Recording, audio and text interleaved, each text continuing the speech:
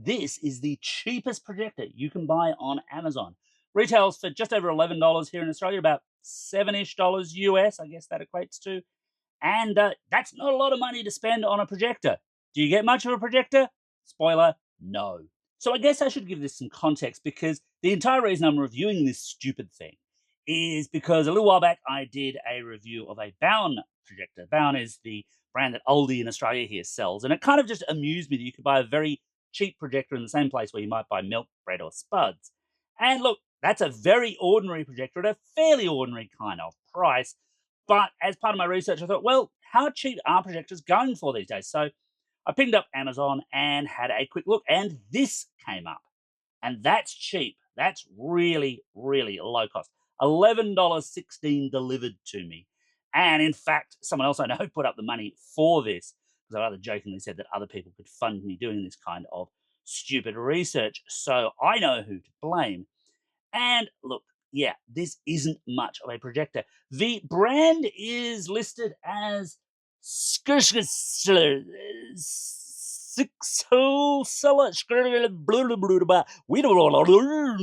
Seller. I don't know how to pronounce that, just in case that wasn't clear.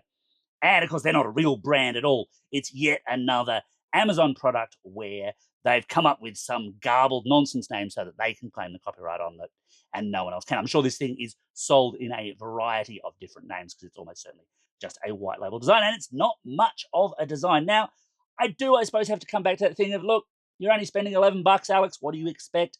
I don't expect much, but I do expect something that's designed in some kind of useful way, and this just isn't. So, starting at the top here, we have white buttons on a white background, which means, yeah, when you're actually trying to press them, when you're actually trying to work out what they are, none of it is going to make any sense at all. At the side, it does make a little bit more sense. I mean, you've got standard power in, an actual on-off switch, HDMI and USB-A. Although I should point out, the layout of the power barrel there is really unfortunate because when you actually plug it in, it makes it really difficult, annoying to actually try and flick that actual power switch on or off. It's terrible, terrible design. Also, this is a heat exhaust fan, which means your HDMI cord gets warm over time. If you run this for a long time or over an extended period of time, I think you'd start to actually affect the plastic of your HDMI cable, which, again, not great. Around the back, you've got micro SD. You've got an alternative for putting power in, and honestly, this is what I've mostly been using, which is just 5 volts in, but it's micro USB, and I mean, who uses micro USB anymore? This is kind of woeful. Also, a standard headphone in jack and an AV port. And I will give them this, you do actually get the cable with your standard kind of composite connectors on it for, the retro heads like myself who have gear like that. I strongly suspect most people buying this, and quick spoiler here, don't, but I strongly suspect most people buying this will probably just use HDMI, but at least it's there as an option. When we turn it around, we then get the focus adjustment, and yeah, look, I'll get into that in a minute, but you can probably tell just from the noise this is making it move. This is cheap and nasty, and it doesn't hold well. And I suspect over time, that's just going to give up the ghost and just go whoop down permanently because gravity is like that.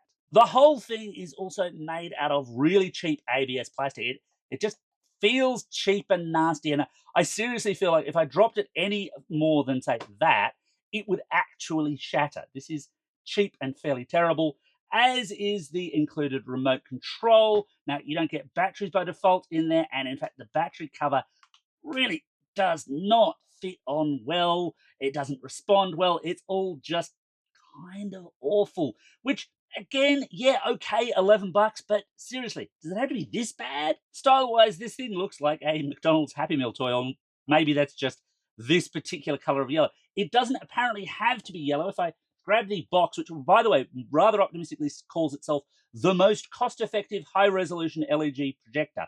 Most of those things are a lie, by the way, but I will get into that in a minute. But it actually kind of states, or at least suggests, that you can probably also get this in black or blue.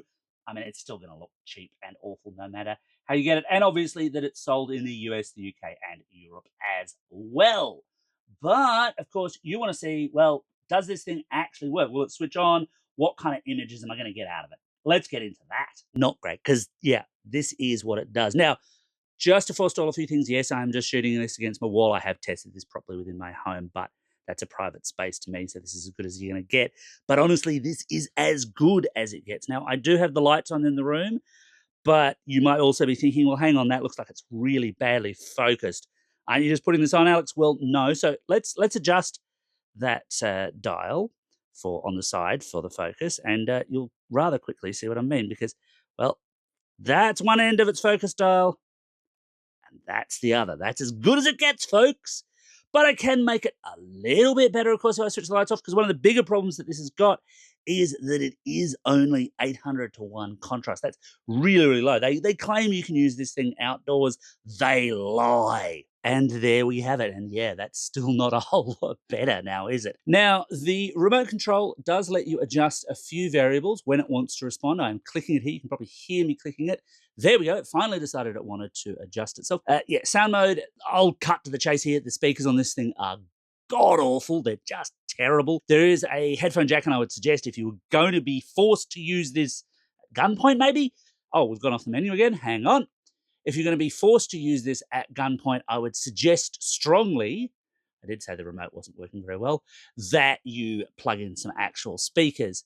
You can also, if I can get across to it, there we go, you can also just have a quick look at the version info and theoretically update the software. I've not seen anywhere I can do that. It does suggest that this is version 24, which there's 23 of these that are worse than this. Wow, that's a lot.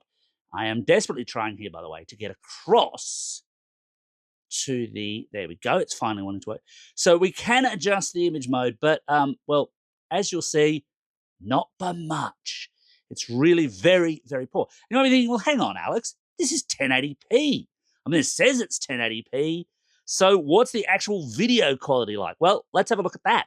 But even with the lights off, it's still a miserable picture, incredibly blocky, poor contrast. And you might be thinking, well, hang on, what gives? This isn't 1080p, you're just showing us a really low quality video. Well, no, this is being shown at exactly 1080p out of YouTube. But the reality here is that while this thing screams 1080p in a lot of its marketing, it's not a 1080p projector. This is a super common trick in projectors, actually. What you want to look for, one quick tip, is native 1080p. That means it'll output 1080p.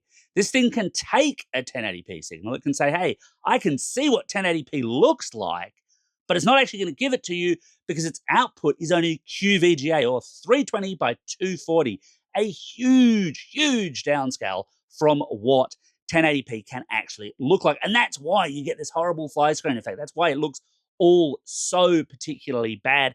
And it's bad across the board. It doesn't matter how much I tweak it. It just looks awful. Obviously, if I've got to have the lights down this much, outdoor is just not happening. This is not good. It's not even pleasant to look at, even if you make a super, super dark room.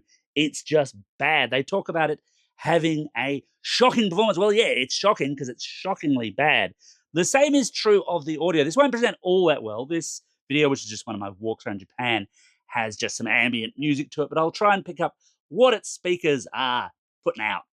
If I can get the remote, there we go.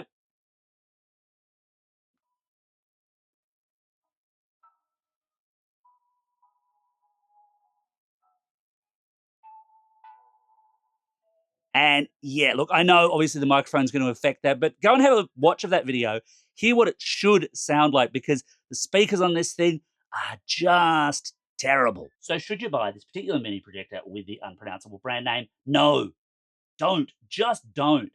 I mean, yes, it is very, very cheap, and no, it didn't set my house on fire, but that's not much of a claim to fame. This is garbage. This is really bad, low quality, poorly presented, somewhat deceptive in its marketing, doesn't work well, doesn't focus well, has terrible speakers, isn't terribly responsive. It's just a waste of your money. Do not buy this product.